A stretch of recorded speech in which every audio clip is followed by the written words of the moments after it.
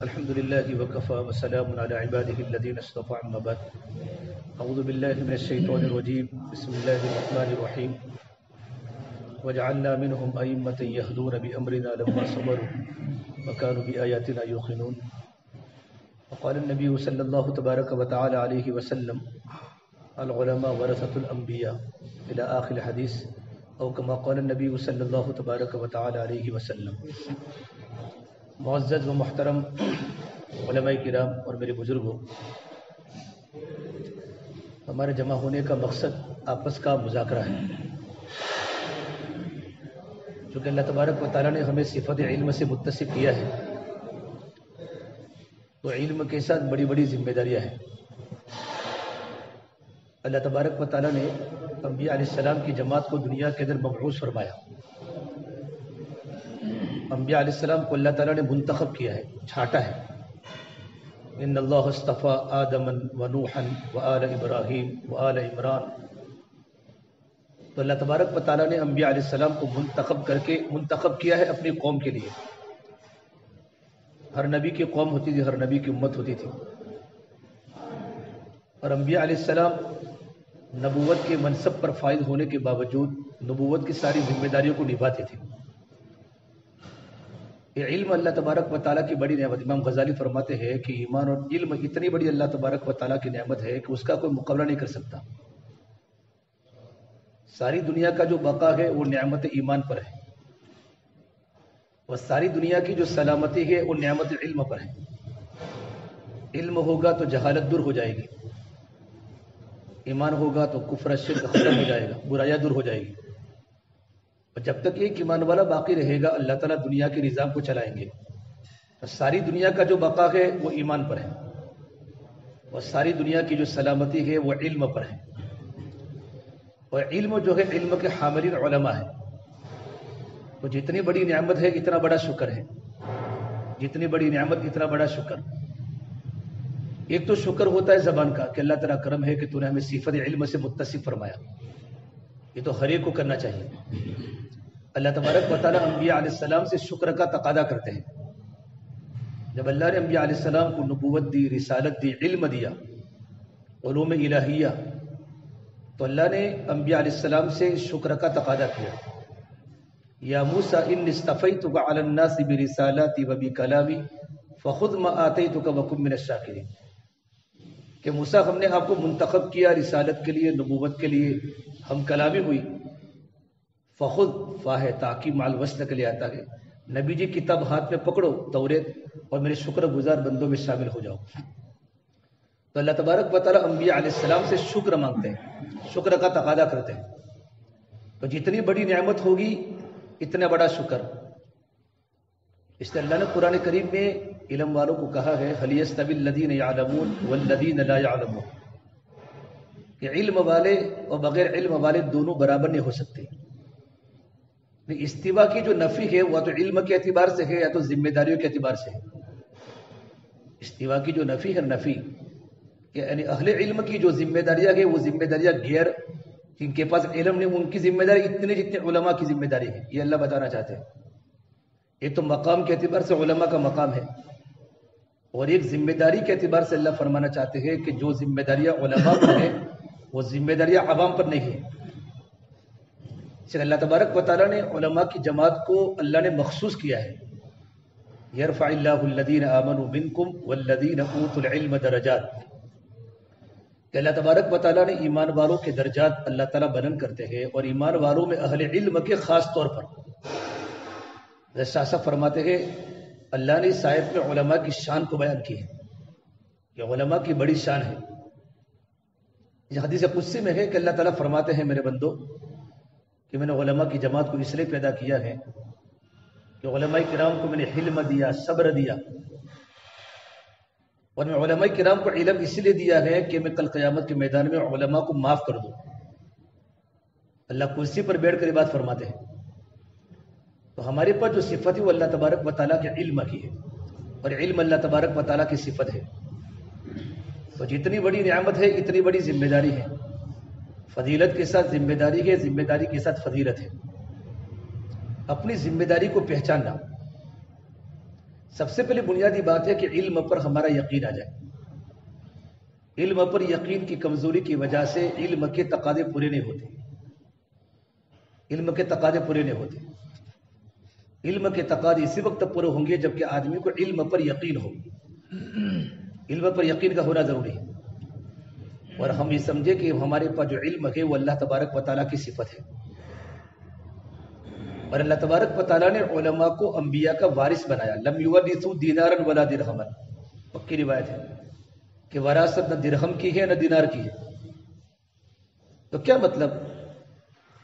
شاہ صاحب فرماتے ہیں کہ جیسے انبیاء علیہ السلام نے جن صفاتوں کے ساتھ زندگی گزاری وہ صفات اہل علم کے اندر آنا چاہیے. کہ ہم انبیاء علیہ السلام کے سامنے نہ دنیا تھی نہ درہم تھے نہ دینار تھے، بلکہ انبیاء علیہ السلام کی زندگی کے اندر خیر خواہی تھی امت کی. اس اللہ تعالیٰ نے انبیاء علیہ السلام کو اللہ تعالیٰ نے بڑے مرتبے یعنی دنیا کے اعتبار سے نہیں نوازا. اور سلیمان و داؤد علیہ السلام کو جو اللہ نے حکومت یہ حکومت کے دینا یہ بھی معجزے کے طور پر تھا. اور قرآن کریم اللہ تعالیٰ نے نعمت دینے کے بعد کہا ہے اعملوا آل داؤد شکرا، کہ آل داؤد تم اللہ تبارک و تعالیٰ کی نعمتوں کا شکریہ ادا کرو. داؤد کے خاندان والوں تمہاری کارگزاری شاکرانہ بناؤ. تفسیر تبری میں لکھا ہے کہ اس آیات کے نازل ہونے کے بعد یہ حکم آنے کے بعد داؤد علیہ السلام کے گھر میں ایک ترتیب بنی تھی.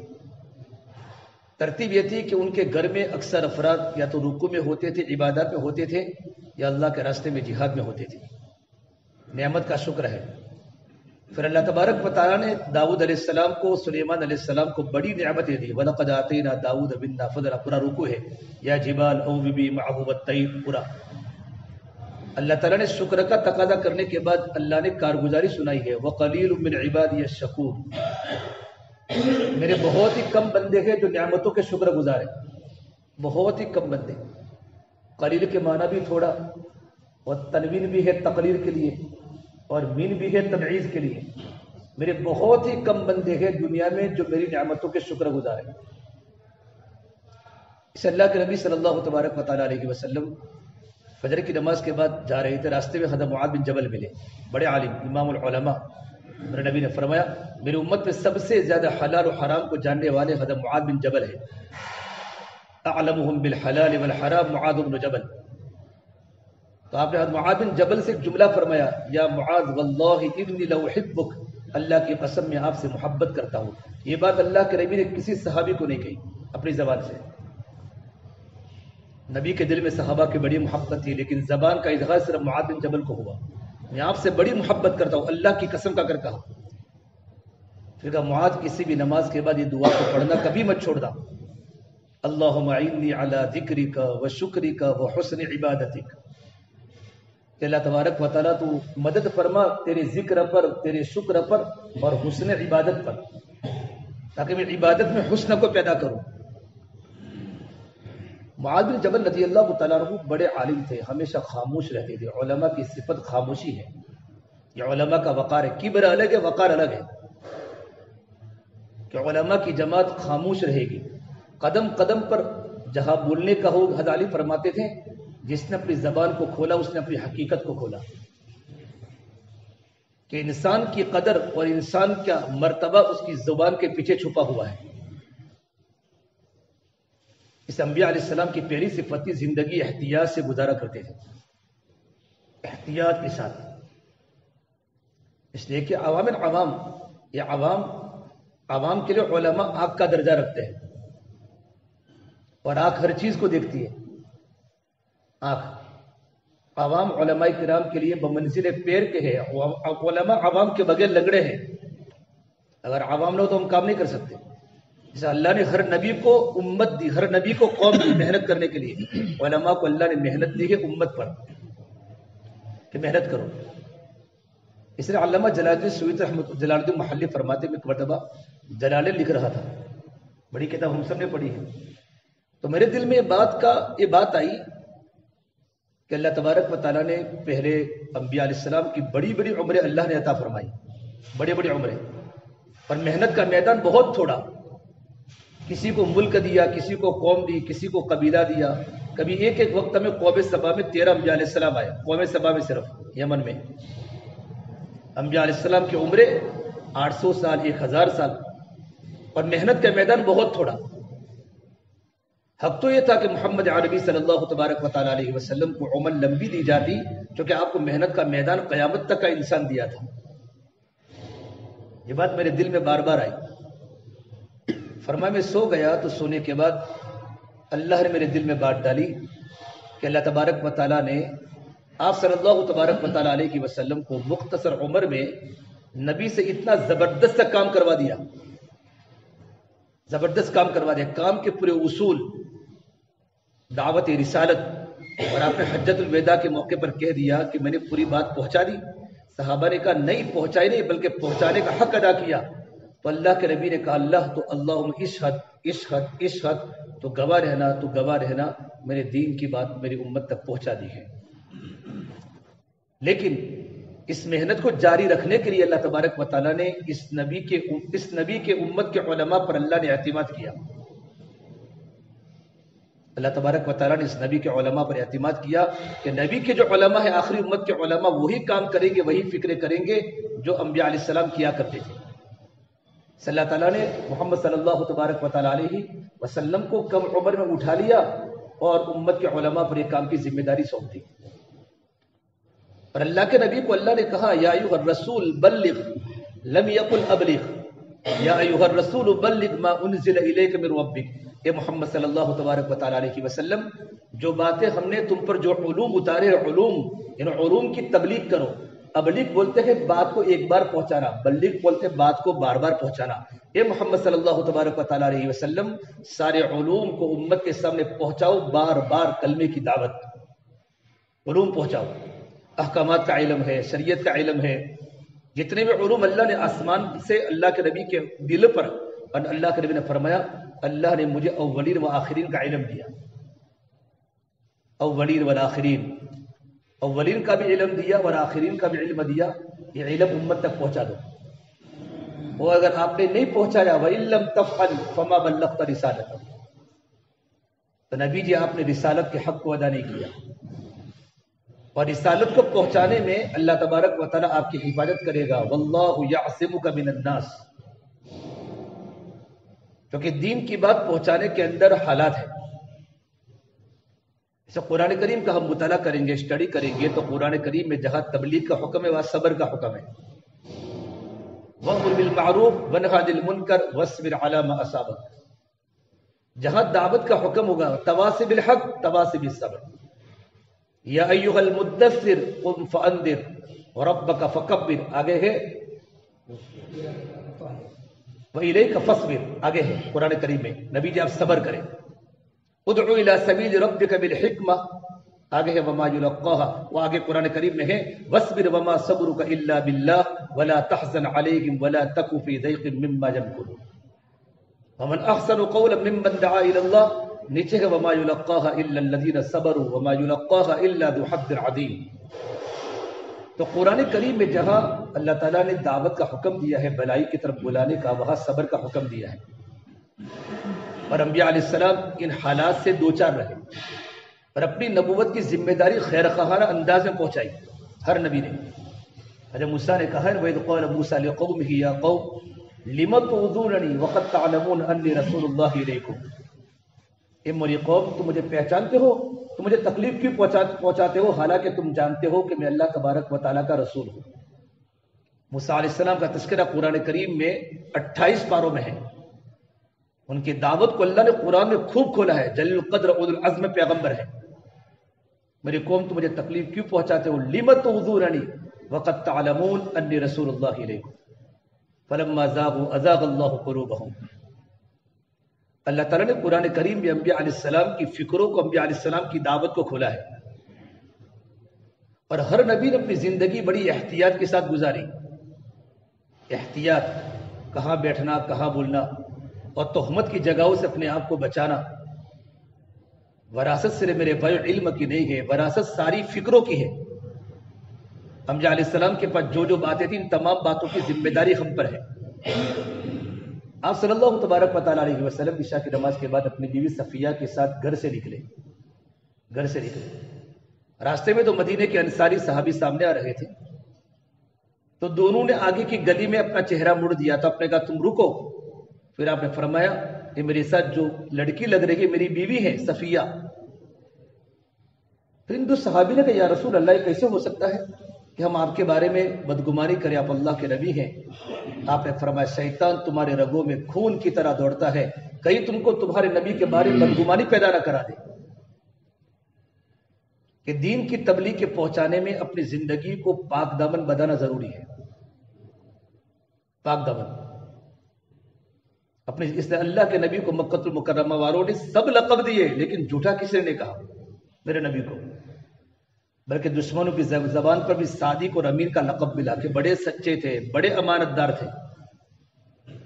اور ہر نبی نے اپنی قوم کو دین کی دعوت پہنچانے میں دو باتیں کہی، یا قوم انی لکم ناصح امین، میں تمہارے خیر خواہ ہوں اور امانت دار ہوں.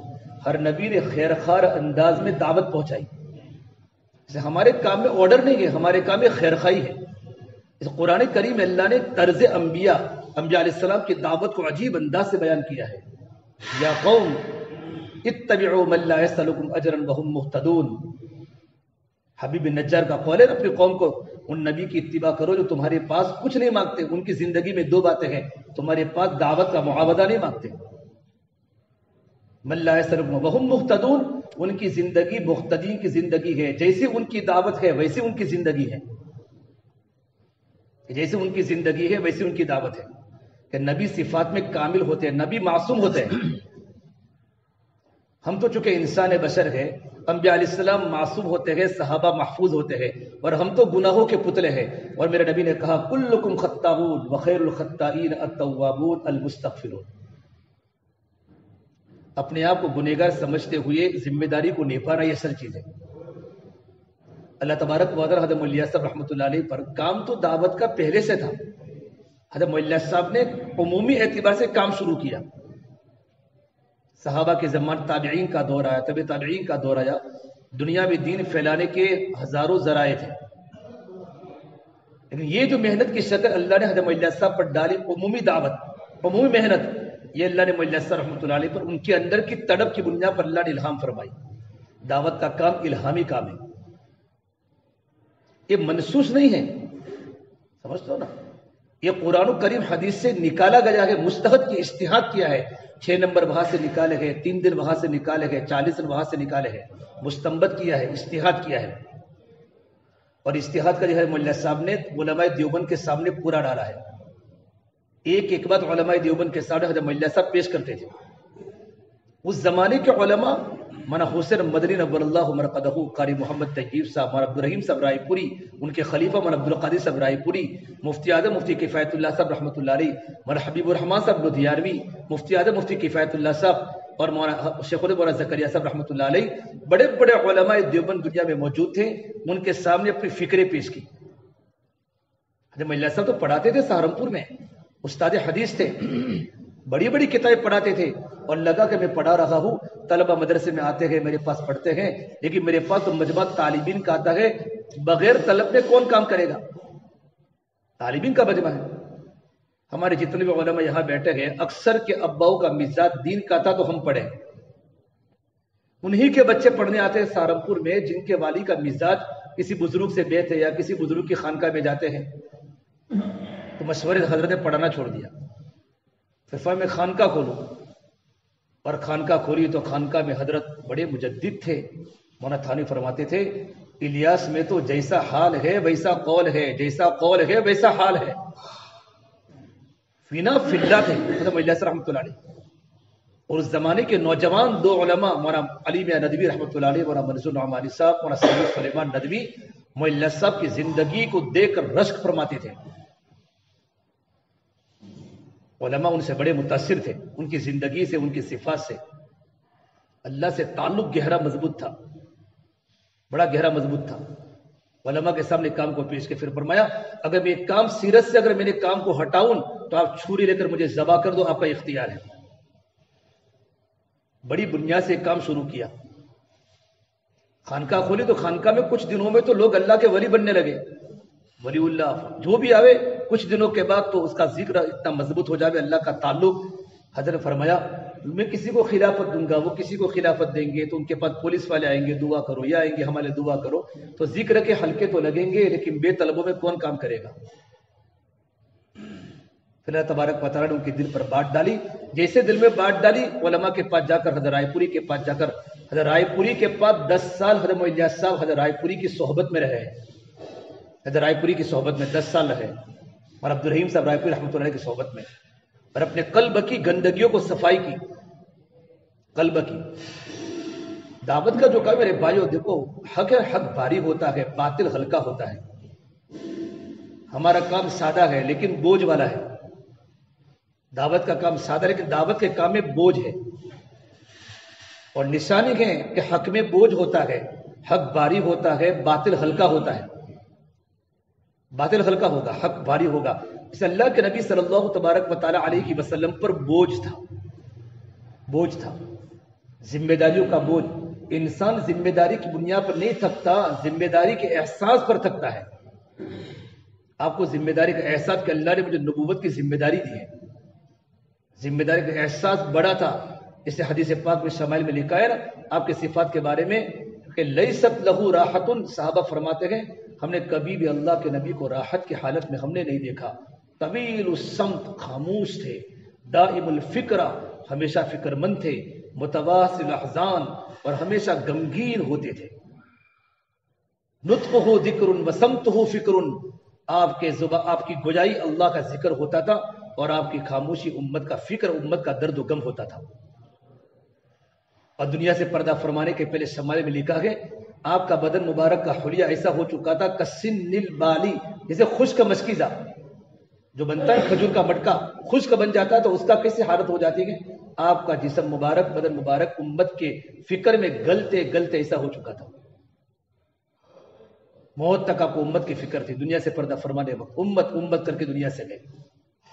حضرت معین الیاس صاحب نے سوچا اگر اس امت میں نبوت والا طرز اختیار نہ کیا جو انبیاء علیہ السلام کا طرز تھا، گھر گھر جا کر ملاقات کرنا، اللہ کے بندوں کو اللہ کی دین کی دعوت دینا، انبیاء علیہ السلام کے سارے گشت آپ کو عمومی ملیں گے۔ آپ کا طائف کا سفر دیکھو، شعیب علیہ السلام کا مصر سے مدین کا سفر دیکھو، پھر وہ دعا کی ربی انی لما انزلت الی من خیر فقیر۔ قرآن کریم میں اللہ نے دعوت کو اتنا کھولا ہے، اتنا کھولا ہے، اتنا کھولا ہے۔ ہمارے ابراہیم صاحب فرماتے ہیں اللہ کے راستے میں جا کر تم دعوت، قرآن کریم کی تفسیر ایسی سمجھ میں آئے گی، بدر کی آیت یہاں سمجھ میں نہیں آ سکتی، بدر کی تقریر ہو سکتی ہیں لیکن بدر کے مجاہدے، آدمی جب پیدل جماعتوں میں چلتا ہے تب جا کر بدر کے مجاہدے، احد کے مجاہدے اور خندق کی بھوک اور خندق کی ٹھنڈکیں سمجھ میں آتی ہے۔ اس اللہ کے نبی ہمیشہ حرکت میں رہے، ہمارے کام میں حرکت ہے، اور علماء کی مثال بادل کے ساتھ دی ہے۔ بادل میں جمود نہیں ہوتا، بادل میں حرکت ہوتی ہے۔ کمثل غیث کہ علماء کی مثال تو بادل کے پانی کی طرح ہے، اور بادل کے بادل حرکت کرتا ہے۔ ہمارے کام میں حرکت بھی ہے، ہمارے کام میں سکون بھی ہے کہ سکون کے وقت سکون پڑھاؤ سکون کے ساتھ، اور حرکت کے وقت حرکت کرو۔ ہمارے کام میں ٹکراؤ نہیں ہے، حق میں ترتیب ہے، الحق لا یزاحم الحق، حق میں ٹکراؤ نہیں ہوتا۔ رکوع کے بعد سجدہ ہے، سجدہ کے بعد قاعدہ ہے، مدرسہ بھی پڑھانا ہے، امامت بھی کرنی ہے، اللہ کی دین کی محنت بھی کرنی ہے۔ اب تمام صحابہ کی، اولیاء کی سیرت پڑھیں گے، ایک جگہ پر کوئی نہیں بیٹھا۔ ہماری برادری جو مومن برادری ہے، جو شیعہ سے سنی جو کنورٹ ہوئی ہے، کس کی محنت ہے؟ ہمارے بزرگ مولانا علی صاحب سے پوری کارگزاری پوچھیے۔ یہ آنے والے مسافر کشمیر سے پہنچے تھے اور اونٹوں پر بیٹھ کر گاؤں گاؤں میں جا کر مکاتب کا قیام کا جال بچھایا اور لوگوں کو گھنٹوں گھنٹوں سمجھاتے تھے اور جان کا خطرہ ہوتا تھا، اور 80% قوم کو سنیت میں تبدیل کیا ایک عالم نے، مولانا نذیر میاں صاحب رحمۃ اللہ علیہ نے، اور پوری دنیا کے پورے مومن برادری کے ہزاروں علماء مل کر ایک شیعہ کو سنی نہ بنا سکے۔ کہ سب سے بڑی بنیادی بات اندر کی فکر ہوتی ہے، اور اللہ تبارک و تعالیٰ کی جو مدد ہے وہ ذمہ داریوں کے پورا کرنے پر ہے۔ المعونۃ علی قدر معونہ، کہ جتنی ذمہ داری لوں گے اللہ تعالیٰ مدد آئے گی۔ ہمارے کام میں ذمہ داریوں کا بوجھ لینا ہے، فری نہ بنے۔ فری علماء فری نہیں ہوتے، علماء کام میں ہوتے ہیں، فری نہیں ہوتے۔ ذمہ داریوں کا بوجھ لینا ہے۔ صحابہ نے ذمہ داریوں کا بوجھ لیا، انبیاء علیہ السلام نے ذمہ داریوں کا بوجھ لیا۔ حضرت معین الیاس رحمۃ اللہ کا جب انتقال نظام الدین مرکز میں ہوا ہے مرکز میں انتقال ہوا تو ایک نیو مسلم مرکز میں داخل ہوا اور ان کے بیٹے مولوی یوسف کو فرمایا، بڑے بڑے علماء دیوبند مرکز میں موجود تھے، کہ مولوی یوسف اپنے ابا کی پیشانی پر عطر کو خوب رگڑیو، میں نے اس بوڑھے میاں کو گھنٹوں گھنٹوں اپنی پیشانی کو زمین پر رگڑتے ہوئے دیکھا ہے۔ رہبان باللیل فرسان بالنہار، کہ دن میں گھوڑے کی پیڑ پر ہوتے تھے اور رات کو اللہ تبارک و تعالیٰ کا ایسا راہب بن کے اللہ کی عبادت کرتے تھے۔ یہ صحابہ کرام کی صفت کے بارے میں علماء کہتے ہیں۔ حضرت مولانا صاحب نے صحابہ کی زندگی کو پڑھا کہ کس طریقے پر پوری دنیا میں صحابہ کرام چھا گئے، کہ ہرقل نے جب اپنے جاسوسوں کو پوچھا کہ ان کے اندر کون سے اوصاف ہیں کہ جس ملک میں جاتے وہ ملک ان کو چنتا ہے، وہ زمین ان کے قدم کے بوسا رہتی ہیں، اسے 3 باتیں نوٹ کر کے اپنے بادشاہ کے سامنے پیش کی۔ ان کے اندر مامورات کی بڑی پابندی ہے، ان کا کوئی خدا کا حکم، اور وہ عزیمت پر عمل کرتے ہیں، رخصت پر عمل نہیں کرتے۔ کیا کرتے ہیں؟ عزیمت پر۔ یہ رخصت علماء کی رخصت تو عوام کے لیے ہے۔ ایک بار کراچی میں بارش ہوئی، مفتی شفیع عثمانی صاحب فرماتے رحمۃ اللہ علیہ، تقی صاحب نے لکھا ہے اپنی آبیتی میں، وہ اپنی کتاب میں لکھا ہے کہ فجر کی نماز صرف میرے ابا مفتی شفیع صاحب گئے، میں نے گھر پر نماز پڑھی، بہت بارش ہوئی کراچی میں، تو مفتی شفیع صاحب عثمان نے فرمایا آ کر کا بیٹا آج فجر میں نہیں تھے مسجد میں؟ تو کہا ابا جی فقہا نے مسئلہ لکھا ہے کہ کثرت امطار ادھر ہے، کثرت امطار ادھر ہے، مسئلہ بتایا فقہی مسئلہ، باپ بھی مفتی، مفتی اعظم بیٹا بھی مفتی، کہ فقہا نے لکھا ہے کثرت امطار ادھر ہے۔ تو مفتی صاحب نے فرمایا اگر تم ہی رخصتوں پر عمل کروں گے تو عزیمت پر کون عمل کرے گا؟ اگر میں مسجد میں نہ جاتا تو آج جماعت سے نماز نہ ہوتی۔ تقی صاحب فرمایا اس کے بعد میں نے اپنی زندگی میں کبھی رخصت پر عمل نہیں کیا، عزیمت پر عمل کیا، کہ علماء ہے کہ رخصت تو عوام عزیمت پر عمل کر رہی ہے۔ ہم نے کتنے ساتھیوں کو دیکھا بس میں سوار ہوتے بیچ میں ڈنڈا سا نہ گیا تو کہا مولانا عصر کی نماز کا وقت، میں کہا وہاں آگے پر نہیں، ہم تو یہاں اتر جائیں گے، ٹکٹ بھلے پالمپور کے لیے گئے لیکن عصر کی نماز کا وقت ہو چکا ہے، ہم جماعت کو قضا نہیں کر سکتے۔ یہ علم پر عمل ہے، عزیمت پر عمل کیا کہ نہیں قضا نہیں ہو سکتی اور بس پکڑ لیں گے۔ کہ دعوت کی مبارک محنت میں لگنے کے بعد ساتھیوں کی وہ زندگی بنی ہے کہ اپنی زندگی کو عمل کے ساتھ رکھا، رخصت نہیں کریں گے، قضا نہیں کریں گے۔ کہ ہمارے علم نے ہمیں اثر کی سنتوں سے محروم کیا کہ غیر موقدہ ہے کہ موقدہ ہے۔ علم صحابہ کرام سنت کو سنت سمجھ کر کرتے تھے، ہم سنت کو سنت سمجھ کر چھوڑ دیتے ہیں کہ غیر موقدہ ہے۔ جب غیر موقدہ میں سستی آتی ہے تو موقدہ میں بھی سستی آتی ہے۔ من تہاون بسنتی فقد عوق بحرمات الفرائض، جو انسان سنتوں کو ہلکا سمجھے گا ایک دن آئے گا کہ انسان فرائض سے بھی محروم ہو جائے گا۔ اپنی زندگی میں احتیاط، اپنی زندگی میں میرے بھائی ذمہ داریوں کو لینا کہ میری ذمہ داری کہ میرا بوجھ ہے۔ حضرت مولانا صاحب پر اللہ نے جو فکریں ڈالی تھی، فکریں وہ ساری کی ساری فکریں ان کے بیٹے مولانا یسر ہمارے اندر منتقل ہوئی، وہ سارے کے سارے علماء دیوبند ساتھ میں ہوتے تھے۔ میوات کے اجتماع میں جا رہے حضرت مولانا صاحب رحمۃ اللہ علیہ بڑے بڑے علماء کے ساتھ لے کر جا رہے ہیں میوات کے جلسوں میں، گرمی کے موسم میں۔ آپ ہمیشہ تبلیغ کے کام میں علماء کے محتاج رہے ہیں، تبلیغ کے کام کی حفاظت کرنے والے علماء ہوں گے۔ ہم مولانا صاحب کا انتقال کا وقت قریب آیا تو مولانا علی ندوی رحمۃ اللہ علیہ، مولانا منظور نعمانی صاحب ملنے کے لیے آئے۔ پہلے وہ الیاس صاحب اور مولانا منظور نعمانی اور ایک تھے جوان آدمی بھائی عمر پروفیسر لکھنؤ کے، ان تینوں نوجوانوں نے سوچا ہم کوئی نہ کوئی تحریک میں شریک ہو جاوے۔ اس زمانے میں تحریکوں کا دور تھا، کوئی نہ کوئی تحریکوں میں، تو 3 دن کا سفر کیا کہ ہم وہاں کے تحریکوں کے بانی ببانی سے ملیں گے، پورا دن ان کی تحریکوں کو دیکھیں گے، پھر اپنے دل سے فیصلہ کر کے تحریک سے جڑیں گے۔ بڑی دلی میں تحریکیں چلتی تھی اس وقت یو پی میں۔ چلتے چلتے چلتے حضرت مولانا عبدالقادر صاحب رائے پور رحمۃ اللہ علیہ کے پاس رائے پور پہنچے، یہ تینوں، اور پورا دن ان کے پاس رہے، ان سے ملاقات کی۔ ان کے دل نے فیصلہ کر دیا اپنی آخری منزل صحیح ہے، یہ ان کی آخری منزل تھی۔ اللہ اللہ کی ضربے، ان کی زندگیاں، رائے پور کی خانقاہ کی جو روحانیت اور جو اللہ کا تعلق، کہ وہاں کے دھوبی جب کپڑا دھوتے تھے تو اللہ کی ضربے لگاتے تھے، وہاں کے درختوں میں سے اللہ اللہ کی آوازیں آتی تھی۔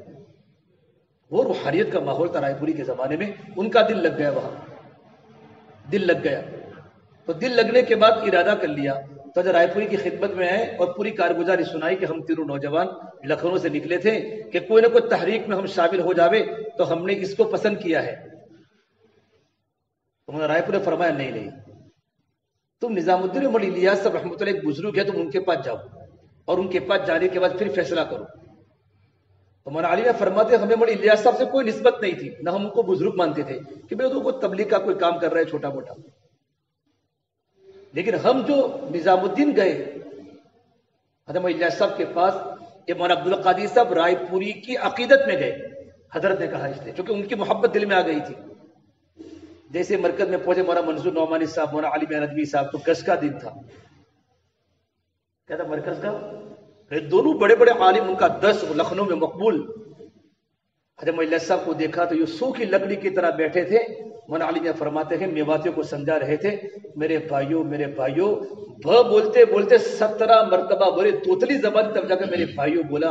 اور ان کا جو فکر جو ہمارے منتقل ہوا ہے, ہم نظام الدین کے ہو کے رہ گئے. یہ تو کوئی بڑی شخصیت ہے. پھر ان کے کام کو ہم نے بڑے غور سے دیکھا.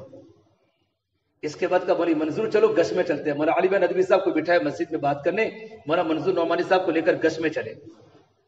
نیا کام تھا, کوئی سنتا نہیں تھا, دلی والے بات سنتے بھی نہیں تھے, میواتی کچھ آئے تھے. گش میں چلے, حضرت مولانا منظور نعمانی صاحب فرماتے کوئی بات سنتا کوئی نہ سنتا, کوئی غصے سے حضرت کو جواب دیتا, ترکی جواب دیتا. حضرت برداشت کر, دعوت کے کام حلم ہے.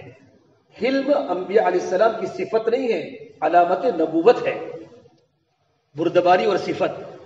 حضرت مولوی الیاس صاحب بڑی خوشی کے ساتھ آنے والے حالات کو برداشت کرتے گش میں کرتے کرتے مینا بازار پہنچ گئے.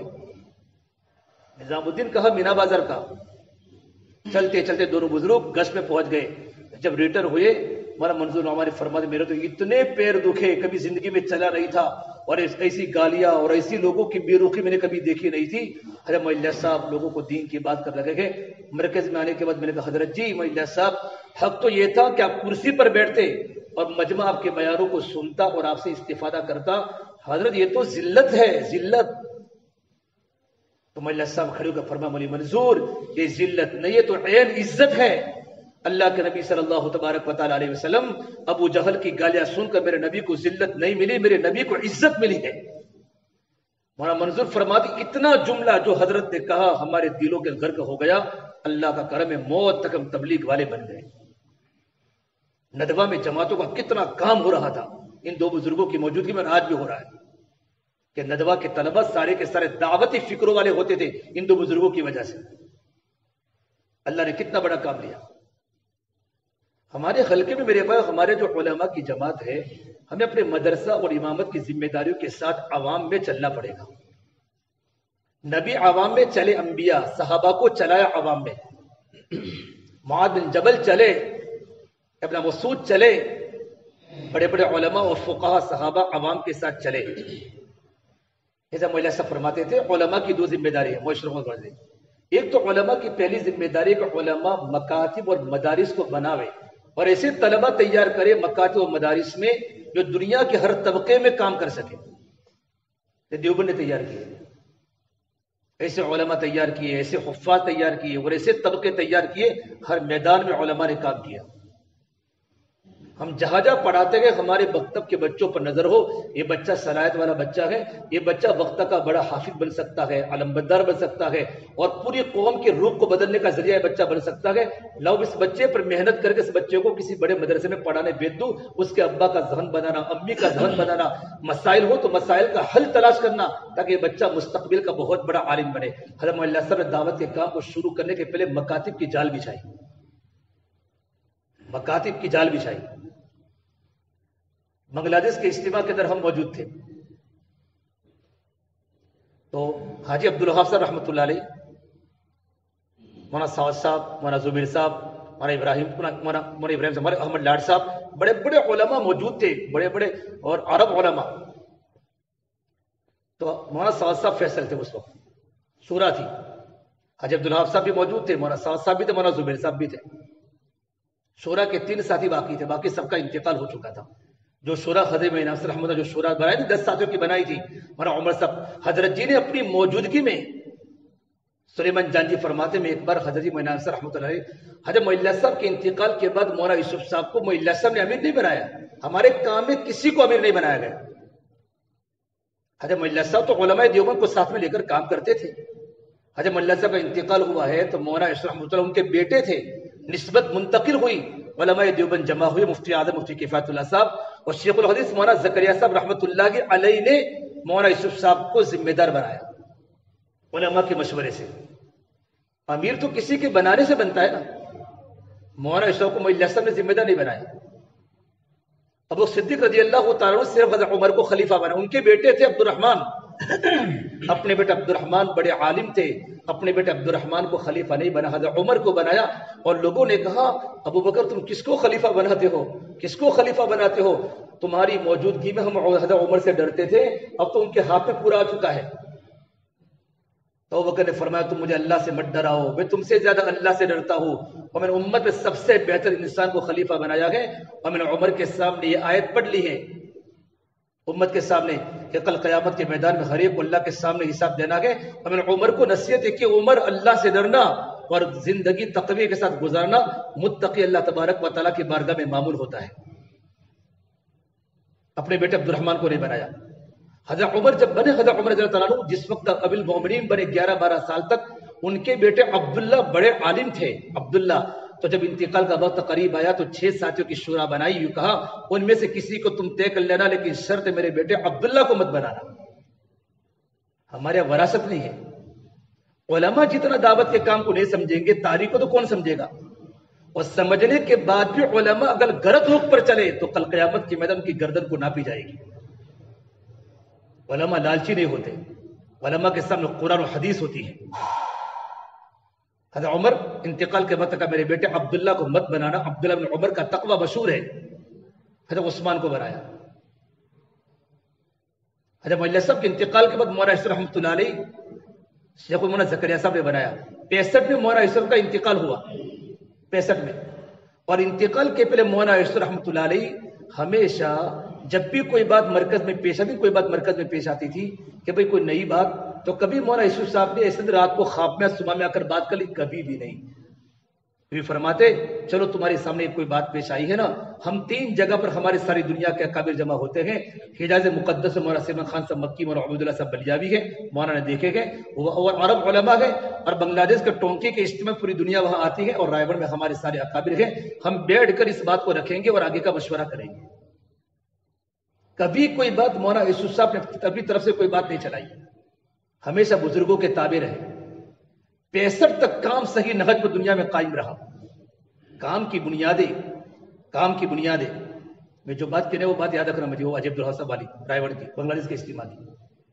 مولانا یوسف کے انتقال کے بعد ان کے لڑکے مولانا ہارون صاحب, آپ جانتے ہیں مولانا ہارون صاحب مولانا سعد صاحب کے والد محترم, بڑے زبردست بزرگ تھے. تو مشورہ ہوا, پاکستان میں انتقال ہوا, ان کو وہاں سے لایا گیا اور نظام الدین میں ان کو دفنایا گیا مرکز کے اندر. تو مولانا ہارون صاحب بالکل جوان تھے, 35-36 سال کی عمر کے, بڑے اللہ والے تھے. تو کہاں میوات والے تمام نے مشورہ کر کے ذمہ دار حضرت مولانا انعام صاحب رحمۃ اللہ علیہ کو شیخ الحدیث مولانا زکریا صاحب نے بنایا. دعوت کا پورا کام حضرت شیخ الحدیث مولانا زکریا صاحب رحمۃ اللہ کے مشورے سے چلتا ہے. یہ مدارس والے کے بھی مر جاتے, خانقاہ والوں کے بھی مر جاتے, تبلیغ والوں کے بھی مر جاتے. حضرت شیخ زکریا رحمۃ اللہ علیہ بڑے زبردست بزرگ گزرے ہیں.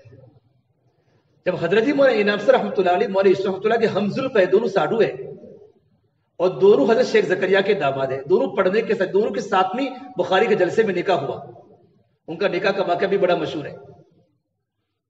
اور مولانا انعام صاحب نے جتنا مولانا صاحب کا زمانہ پایا, مولانا یوسف صاحب نے بھی نہیں پایا تھا. وہ تو پڑھنے کے زمانے مشغول تھے علمی, انتقال کے بعد پھر دعوت کی فکروں میں لگے. تو تمام مکابرین کی مشورے کی موجودگی میں حضرت مولانا انعام صاحب رحمۃ اللہ علیہ کو ذمہ دار بنایا. تو میوات والے آگے مرکز میں ڈنڈے لے کر, کیونکہ میواتیوں کو حضرت مولانا صاحب کے خاندان سے بڑی محبت تھی, بڑی عظمت تھی. تو وہ یہ چاہتے تھے کہ ان کے بیٹے امیر بنے. مولانا صاحب تو بن گئے, وہ تو قابل تھے. مولانا ہارون صاحب کی عمر بھی چھوٹی, اور مولانا صاحب کے کتنے ساتھی موجود تھے. تو مولانا ہارون صاحب نے کھڑے ہو کر فرمایا, میواتیوں مرکز میں فتنہ مت کرو, میں اس قابل نہیں ہوں کہ میں امیر بن سکوں. اگرچہ میرے ابا ذمہ دار تھے, میرے دادا ذمہ دار تھے, میں کام تو کر سکتا ہوں, مشورہ دے سکتا ہوں, لیکن میں ذمہ دار کا قابل نہیں ہوں. پوری سوانح ہارون چھپی ہے, آپ پڑھیے کتب خانے میں سے لے کر. حضرت مولانا ہارون صاحب نے پورے فطرے کو ختم کر دیا، میواتیوں کو ہمت نہیں ہوئی اور دعوت کا کام دنیا میں چلتا رہا۔ حضرت جی وہ انعام صاحب رحمۃ اللہ کے زمانے میں 30 سال کے دور میں بڑا کام ہوا۔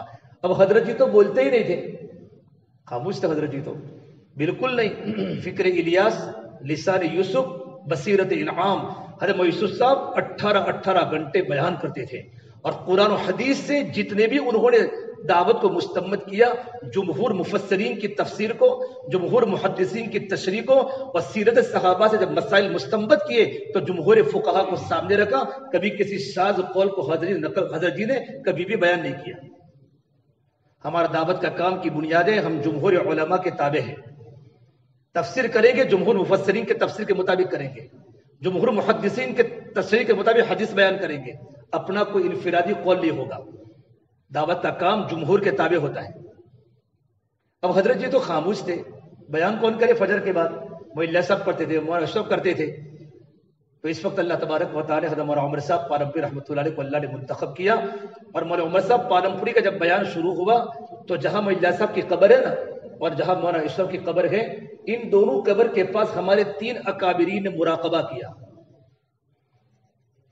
کون مقابل؟ مولانا مدنی، مولانا رائے پوری، حضرت مولانا زکریا صاحب رحمۃ اللہ علیہ، تینوں بڑے بڑے اکابر نے مراقبہ کیا اور اپنے دل کے تاروں کو ان بزرگوں کی روحانیت سے ملایا۔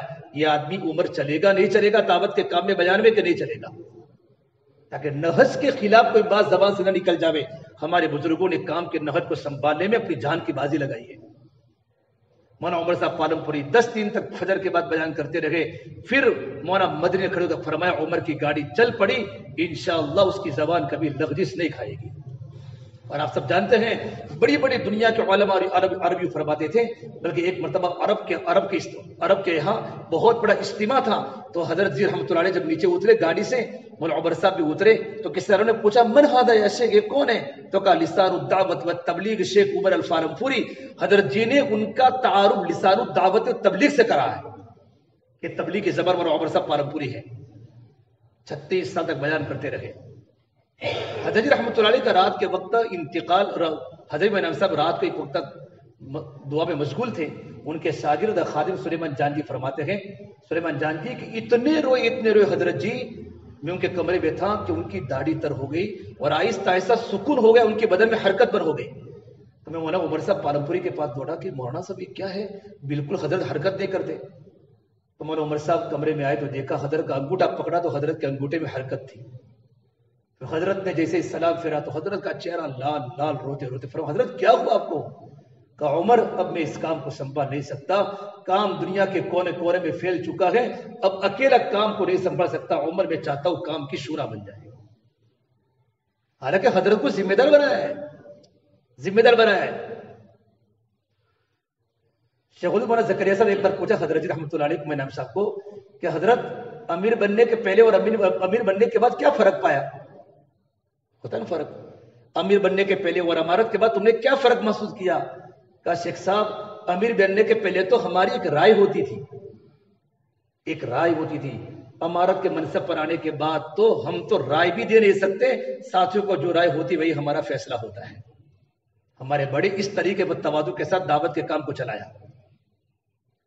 حضرت رحمۃ اللہ علیہ رائے گڑھ میں جا کے مشورہ کریں گے، رائے گڑھ میں ٹونکی میں مستقل 2 سال تک مشورہ ہوتا رہا، پھر تمام بزرگوں کی موجودگی میں 10 ساتھیوں کی شورا بنائی۔ حضرت جی موجود تھے، 10 ساتھیوں کی شورا بنائی۔ مولانا عمر صاحب پالمپور رحمۃ اللہ علیہ، مولانا اظہار الحسن صاحب رحمۃ اللہ علیہ، میاں جی محراب رحمۃ اللہ علیہ، مولانا سلمان خان صاحب مکی رحمۃ اللہ علیہ، حاجی عبد الوہاب صاحب رحمۃ اللہ علیہ، مولانا عبد المتین ہمارے رائے گڑھ کے رحمۃ اللہ علیہ، مولانا سعد صاحب دامت برکاتہم، مولانا زبیر صاحب رحمۃ اللہ علیہ، ان پوری 10 ساتھیوں کی شورا بنائی۔ اس وقت مولانا سعد صاحب کا تو نام بھی نہیں تھا شورا میں۔ میاں جی محراب نے کہا مولانا سعد کو بھی لے لو، عمر چھوٹی تھی، بہت چھوٹی تھی، طالب علم کا زمانہ تھا کہ سعد کو بھی لے لو، تو بزرگوں نے منظور کر لیا اور 10 ساتھیوں کی شورا بنائی۔ جب تک حضرت رحمۃ اللہ موجود تھے وہ شورا کے وہی فیصل ہوتے تھے، کام بہت اچھی طریقے پر چلا الحمدللہ۔ حضرت جی کے انتقال کے بعد 95 میں حضرت جی کا انتقال ہوا۔ حضرت جی رحمۃ اللہ کے انتقال کے بعد یہ ہماری 10 ساتھیوں کی شورا برابر کام کرتی رہی، باری باری فیصل بدلتے رہے۔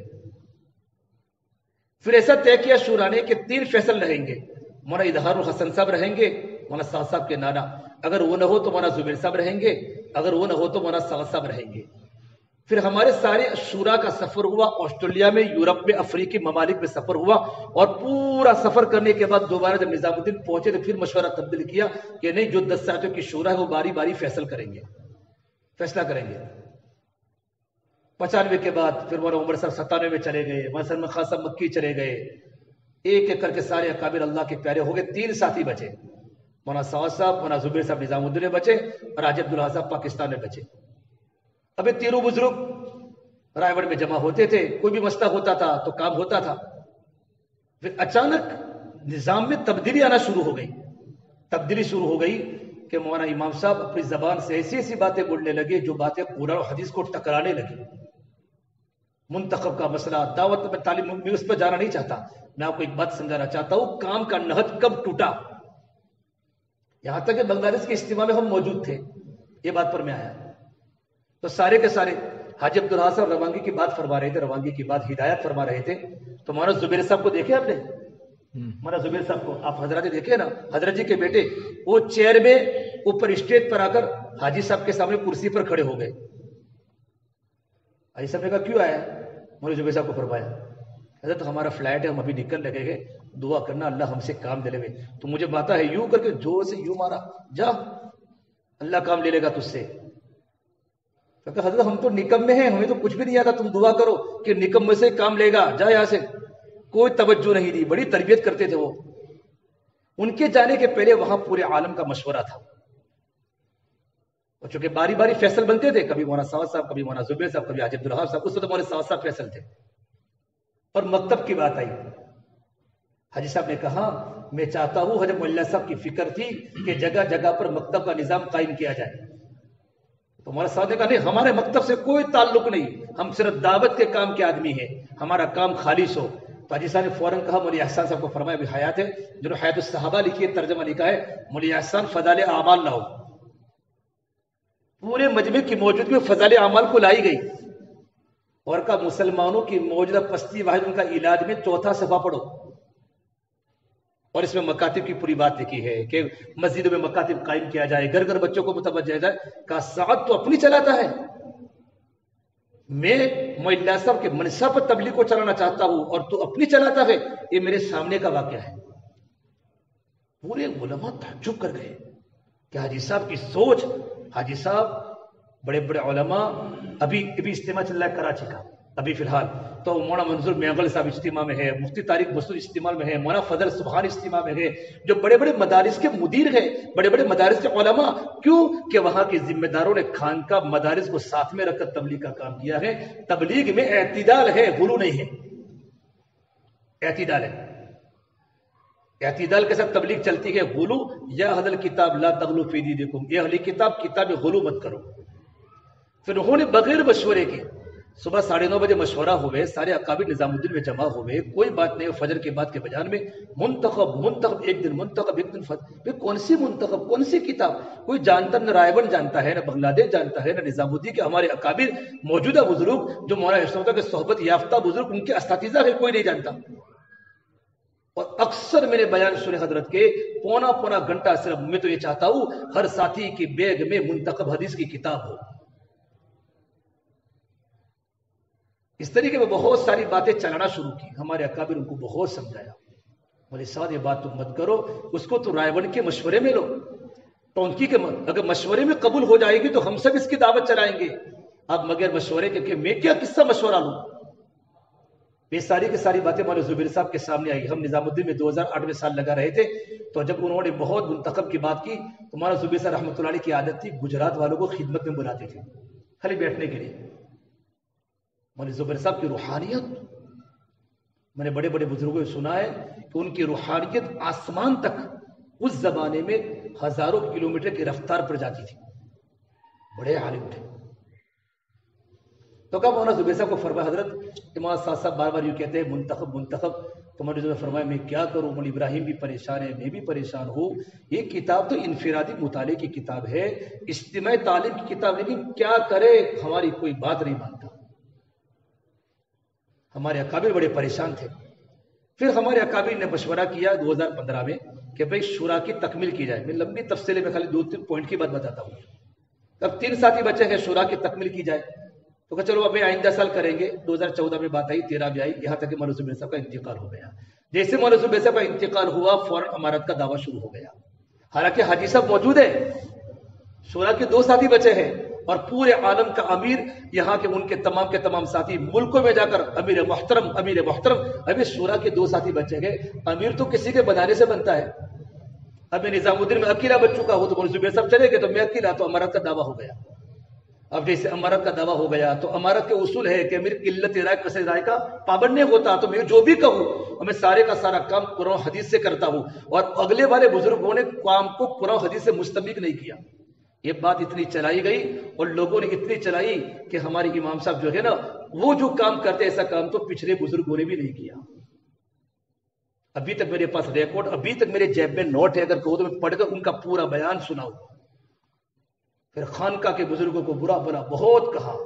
جو آدمی خانقاہ میں جاتا ہے وہ آدمی، اس آدمی کو شیخ بننے کا مرض ہے. اب ہمارے اکابر پریشان. علماء دیوبند میں یو پی کے جو طلبہ سال لگانے والے دیوبند سے آتے تھے، کتنے سال لگانے کی نیت سے آئے، یہ کہا یہ تو گمراہ باتیں ہو رہی ہے، یوں کر کے چھوڑ کے بھاگ گئے. گجرات والے جمتے تھے، باقی کوئی جمتا نہیں تھا. گجرات کے علماء میں سنجیدگی ہوتی ہے، وہ جلدی فیصلہ نہیں کرتے، وہ جمتے ہیں. لیکن یو پی والوں کے پاس علم ہوتا ہے، طلبہ کے پاس دیوبند کے پڑے ہوئے بچے کتنوں نے سال لگانا چھوڑ دیا، تو گمراہ باتیں چل لگی گئے، کہا یہ تبلیغ نہیں ہے. پھر انہوں نے اپنے اساتذہ کو دیوبند میں خطوط لکھے کہ تم ہم کو سال کی تشکیل کرتے ہو، یہاں تو یہ ہو رہا ہے. اتنے سارے خطوط دیوبند میں جمع ہوئے ہیں، اتنے سارے تحریف کی باتیں، جمہور محدثین سے ہٹ کر باتیں، مفت سے ہٹ کر باتیں، من گڑت باتیں. ایک تو نہج کے خلاف باتیں تو اپنی جگہ پر ہے، لیکن قرآن و حدیث کی تحریف کی باتیں. یہاں تک کہ مفتی تقی عثمانی صاحب کراچی میں سارے علماء کرام کو جمع کر کے فرمایا، اگر اسی روش پر تبلیغ رہی تو ہم مفتیان کرام کو قلم اٹھا کر اس کو فرقہ ضالہ میں شمار کرنا ہوگا. جب ایک بار مفتی کی قلم پر تبلیغی جماعت گمراہ فرقہ ہے تو پھر تبلیغ میں لگنا حرام ہو جاتا ہے. تو پھر ہمارے بزرگوں پر انہوں نے فتویٰ کے پہلے علماء سے، مولانا احسان صاحب سے، مولانا جمشید صاحب سے، حاجی عبدالوہاب صاحب سے یا مولانا ابراہیم صاحب سے، جو پرانے اکابر کا ہمارے مولانا یعقوب صاحب وغیرہ، ان کو جا کر ملے، ان کو دیوبند میں بلاؤ، رائے گڑھ میں بلاؤ اور ان کے سامنے مذاکرہ کرو. تو ہمارے بزرگوں کے سامنے انہوں نے مذاکرہ کیا. تو ہمارے بزرگوں نے کہا ہم نے ان کو خلوتوں میں سمجھایا، تنہائیوں میں سمجھایا، خط و کتابت سے سمجھایا، زبان سے سمجھایا، لیکن ہماری بات سننے کے لیے تیار نہیں گئے. علماء دیوبند خط لکھتے تھے، پوسٹ میں خط آتا تھا کہ مولانا آپ کی باتوں کی تعریف ہو رہی ہے، تو کس کا ہے؟ دیوبند کا. یوں کر کے کچرے کے ڈبے میں کہ جو ان کی بات سنے گا وہ کام سے ہٹے گا. کہ فجر کے بعد بیان میں ساری کی ساری باتیں میرے کانوں نے سنی ہیں. یوں کر کے ہمارے علماء، پھر کیا وہ 2015 میں ہمارے سارے اکابر رائے گڑھ پہنچے، مولانا سعد صاحب بھی موجود تھے، اور تمام دنیا کے لوگوں نے کہا بھی شورا کی تکمیل کر دی جائے، کام نہج سے ہٹ چکا ہے. حاجی صاحب بھی تھے، تو حاجی صاحب نے کہا مولانا ابراہیم تمہاری کیا ہے؟ مولانا ابراہیم سے کہا مولانا زبیر صاحب کی بھی بڑی تمنا تھی کہ چاہتا ہوں کہ پوری شورا بن جائے، اور شورا کی ماتحتی میں کام ہوگا تو کام کی حفاظت کرنا بہت ضروری ہے. حضرت مولانا صاحب فرماتے تھے اس کام کو کنواری لڑکیوں سے بھی زیادہ حفاظت کیا کرو. تو مولانا احمد صاحب باولپوری رحمۃ اللہ علیہ کا نام سنا ہوگا، حضرت مولانا صاحب کے زمانے کے بڑے بزرگ، بھی انتقال ہوا لاک ڈاؤن میں. انہوں نے پورے علماء کے سامنے، مولانا سعد صاحب بھی تھے، ابراہیم صاحب بھی تھے، حاجی صاحب بھی تھے، بڑے بڑے علماء کے سامنے شورا پر بات کی. تو پہلی جو مجلس سے مولانا سعد صاحب نے کھڑے ہو کر کہا میں شورا کو نہیں مانتا، اور مجلس بد مزہ ہو گئی، ہمارے سارے اکابر نے چہرے پھیر لیے. دوسری مجلس ظہر کے بعد ہوئی، شورا کا انکار کر لیا کہ میں شورا کو نہیں مانتا. پھر حاجی صاحب نے کہا وہ مانے نہ مانے اس کی کیا رائے ہے، سارے اکابرین کی رائے ہے. سارے اکابرین سے رائے لے کر 13 ساتھیوں کی شورا بنائی. 2 تو موجود تھے، مولانا سعد صاحب بھی تھے، حاجی صاحب بھی تھے، اور 12 ساتھی ملائے. انڈیا میں 5، مولانا ابراہیم صاحب دیولا، مولانا محمد لاڈ صاحب، مولانا یعقوب صاحب سہارنپوری، مولانا زبیر صاحب کے بیٹے مولانا سہیل الحسن صاحب رحمۃ اللہ علیہ، اور 5 مولانا سعد صاحب پہلے سے موجود تھے. پاکستان میں مولانا خورشید صاحب، مولانا عبدالرحمان صاحب رائے گڑھ، حاجی عبدالوہاب صاحب، مولانا ضیاء الحق صاحب، اور ایک بزرگ ابھی ان کا انتقال ہوا مولانا عبدالرحمان صاحب. اور یہاں کاکریل میں مولانا زبیر الحسن صاحب، مولانا ربیع الحق صاحب، بھائی واسف الاسلام، ان 13 ساتھیوں کی شورا بنائی. رائے گڑھ سے جیسے ہمارے اکابر نظام الدین پہنچے تو مرکز میں آنے کے پہلے طوفان شروع ہو گیا، اور میوات کی ڈنڈے لے کر، کس نے پتا نہیں میواتیوں کو بات کی ڈنڈے لے کر مرکز میں آئے. اور آپ سب کو پتا ہے 12 رمضان کو مرکز میں بڑا طوفان ہوا، مار پیٹ کی نوبت آئی. اور یہاں تک کہ فاروق بھائی بنگلور اور ہمارے پروفیسر محسن صاحب ان کو فون کر کے کہا اگر تم نے مولوی سعد کو امیر نہ مانا تو ہم تمہاری ٹانگیں توڑ ڈالیں گے. آج بھی وہ ریکارڈ فور موجود ہے. بھائی فاروق بنگلور حضرت معاشرہ کے زمانے کے ساتھی پھر محمد لاڈ صاحب کے کمرے میں خبر بھجوائی راتوں رات نکل جا ورنہ تیری ٹانگیں توڑ دیں گے. احمد لاڈ صاحب وہاں لرز گئے اور احمد لاڈ صاحب رحمۃ اللہ دعوت برکاتہم 12ویں رمضان کی رات کو ڈرتے ڈرتے مرکز کے نیچے آئے اور چوپ چاپ گجرات واپس آ گئے.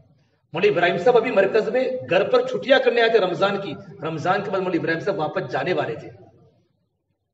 2015 کی بات کر رہا ہوں.